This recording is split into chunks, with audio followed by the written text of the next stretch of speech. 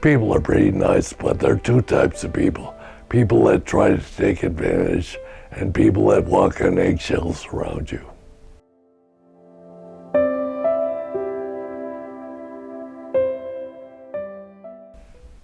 Before I was in a wheelchair, I used to drive everywhere I need to go.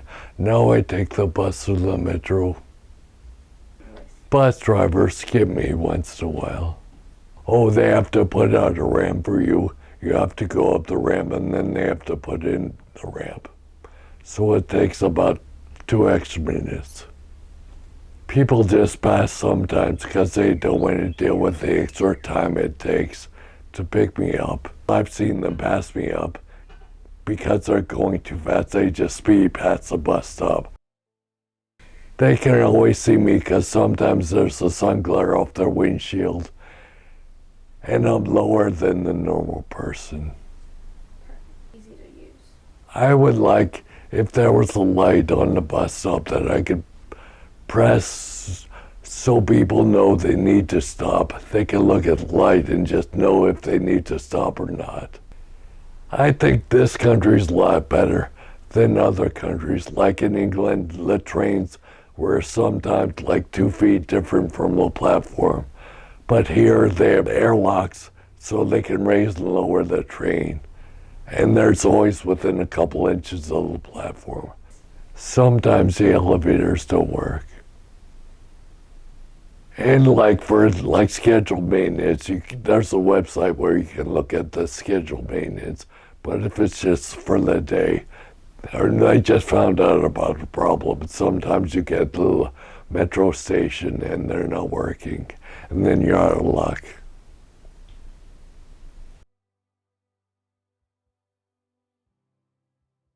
My name is David Radcliffe, Radcliff.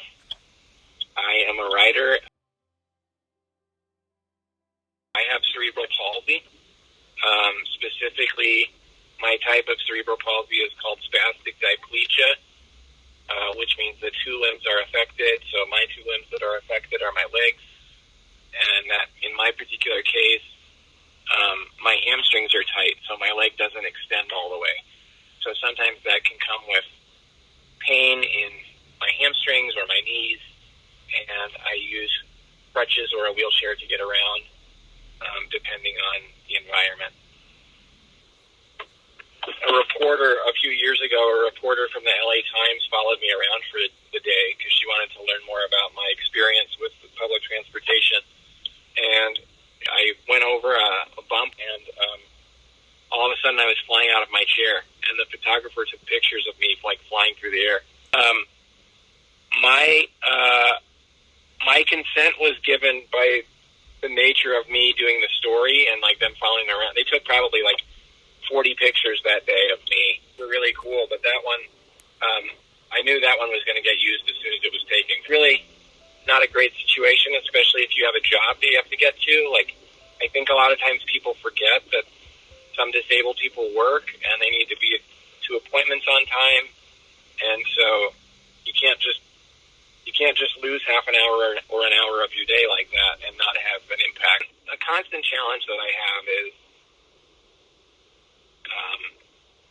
trying to gently remind people that disability is not something for other people, it's something for everyone. So on average, everyone will live with 7 years of a disability in their life.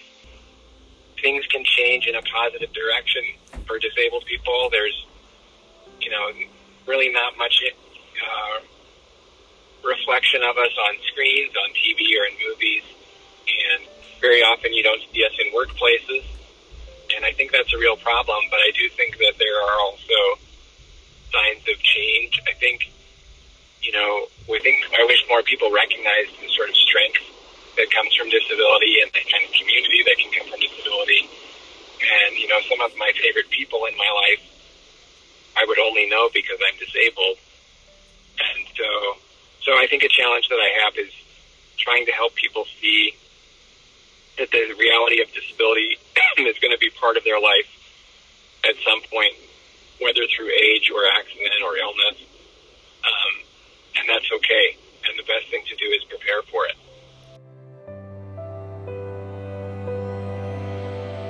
Just the built environment can be such a barrier to people. One day I went out with my friend and we were trying to go to a restaurant. We walked down the street and we got like 2 blocks away from my house. It was a little row home in Baltimore City. 2 blocks away from my house, and we had to turn back because we couldn't cross the street to go to the restaurant. So just little things like road repairs or a pothole can be all the difference in whether or not somebody can get to their destination or not. So we have so much work to do when it comes to making our built environment accessible. I work at Disability Rights Maryland as an advocate. Here at Disability Rights Maryland, we are a pro bono legal firm that is part of the country's protection and advocacy system. So one of the problems that we see a lot in Central Maryland is with the MTA, Maryland Transit Administration Mobility Link service, is we see a lot of late pickups and late drop-offs for the paratransit service. So that means that the paratransit system, which is the complementary alternative to fixed route service, it means that people are getting stranded while they're waiting for the mobility link vehicle, and sometimes being left all night wherever they ended up.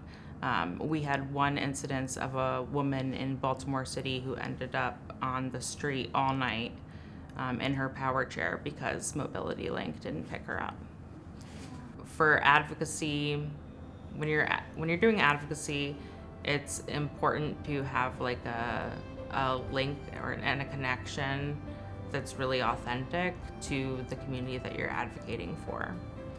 Nothing about us without us is a slogan of the disability community, and it's like that when it comes to transportation too.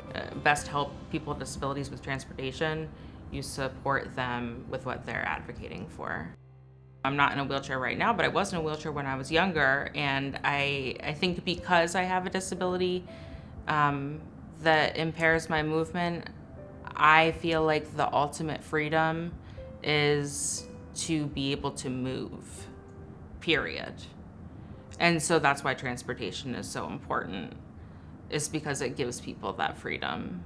Without that, like, what's life?